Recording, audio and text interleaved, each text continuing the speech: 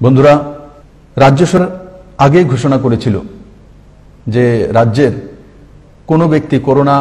সংক্রমিত হয়ে যে মৃত্যু হয় তো 4 লাখ টাকা তার পরিবারকে এককালীন দেওয়া হবে। আজকে আমি ঘোষণা করছি যে যারা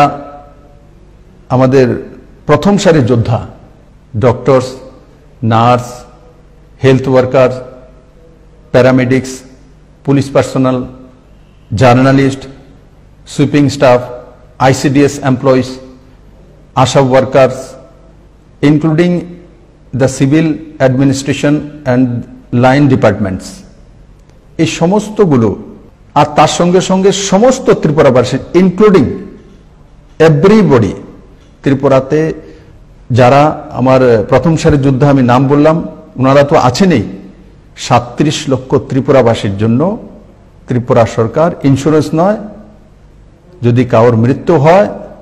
তো 10 লাখ টাকা পর্যন্ত ত্রিপুরা সরকার সেই পরিবারকে দেবে সার্ভাইভ করার জন্য। তার মধ্যে